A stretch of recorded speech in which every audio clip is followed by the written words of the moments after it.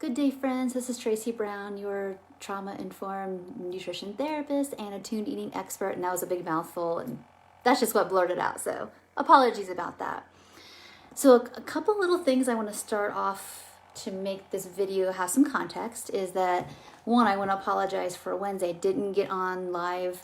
Honestly, it's just like, again, things weren't really flowing for me. And when that doesn't happen, I try not to force it. I want to be really authentic with these videos, which is one of the reasons why I'm taking a little live break next week. You'll have some replays and some other things that I think will be good information and encouragement for you, but no new content next week. And not because I don't want to or love to, but I can tell my brain's feeling a little fuzzy. So I have to take my own advice, right? And resource myself. I call it watering the neural pathways with some glimmers, which means just probably sleeping a little more or just doing a little bit of down brain time. But I'll still be around. And hello, everybody who's watching live. I appreciate you. So again, I apologize about Wednesday. And then today, the context of this video is really coming from the place of oftentimes people they jump into whether it's breaking free from diet recovery or it's disordered eating disorder, whatever it is that you would label and name what your experience is. And you're doing it because they're at this desperation point, right? Or something about something you've seen from me or other writers or speakers or whatever that makes sense to you. But we don't always kind of have a clear, how come I'm doing this? And what happens is we end up, like I said in Monday's video, turning recovery into something to get right, to follow a program with, to be perfect with, and it gets all or nothing. I'll give you an example. I've had clients in the past where they would come to see me regularly, and then it felt like something in life came up, whether it was time or finances or whatever, and okay, I gotta stop seeing you. And I'm like, whoa, stop. That's kind of like what we do with dieting, right? It's I'm either all on this diet or I'm screw it eating, Last Supper syndrome, I'll do better Monday kind of stuff. And it's wait a minute, why don't we actually, if this is valuable to you and it's providing you some nourishment you need physically, mentally, emotionally, spiritually, let's figure out a way to do this. And so it doesn't make it a program, it makes it flexible and tenable and livable and sustainable. And so that we end up working together, every other week or every 5 weeks or whatever it is, it doesn't matter, to have that sense of grounding and building capacity and keep on going. So you're doing life as you're doing recovery as well. And so that's why I made Monday's video, because I just see so much of that. It's people it's either on or off, and that's a diet mentality way of living. It's a black and white perfectionist way of living. And so in today's video, that's the context of today's video, bringing it in is what is our whys for doing this? And really designing the risk you take and the experiments you do with your food, let's say, or with movement, based on where your blind spots are and your detriments are, versus kind of doing it the way everybody else does it. I think it's really important to put that together. So I really want you to think about creating a treatment center without walls, meaning you've got your team together, where it's a coach, therapist, nutrition therapist. Instead of getting a personal trainer, which maybe that's right for some people if they're struggling to get going, is that you actually get a referral for a physical therapist that helps you be more functional and really get the true essence of what it's like to work on helping your body function better versus performative exercise. There's all kinds of ways we can do this. I have a lot of people do a lot of animal type therapies as well, because they just need that co-regulation without some of the other relational expectations that you might have with people, and to have a break from some of that, but also this, you have to have this very present relationship.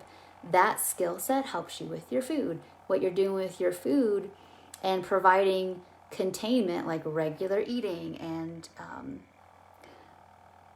planning, not planning to get your food right, but planning to get fed helps you with these other activities that bring you nourishment. So everything kind of intersects and works together versus okay, this is this compartmentalized part of my life.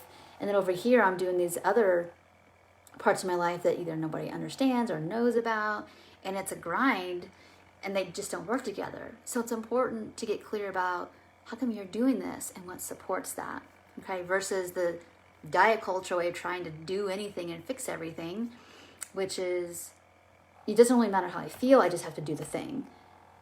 In a more embodied recovery approach, it's like, yes, let's sit back. Wow, do you notice inside that you just did that thing and it was 50% easier than it was 2 weeks ago or 3 months ago? What's that like inside? And really reflecting a lot, and that makes you a curious, compassionate person, which then makes it easier for you to accept what your body's needs are, where your body needs to be thriving and not just surviving. So I would love for everybody who are willing to make a comment below about what you're noticing works well for you. And it may not work well for everybody else, but it's like propelling you forward in a way that's not, it's a challenge, but it's like not every second of the day is just hard, basically. That's what we want. It's like, this is going to be a challenge. We're learning to be comfortable with the uncomfortable, but there's also a level of like, you can feel the freedom bubbling. You can feel that there's some joy in learning as you do these things, and you're getting something even in the struggle. So anyway, I hope this video makes sense or resonates with somebody out there. If it does, I'd like to know about it. But that's just been on my mind and my heart, is just noticing how people online that I don't really know, but how they talk about things, or, in my day-to-day experiences with people, how sometimes, especially at the beginning, we go about trying to do healing. We try to really be so self-sufficient about it.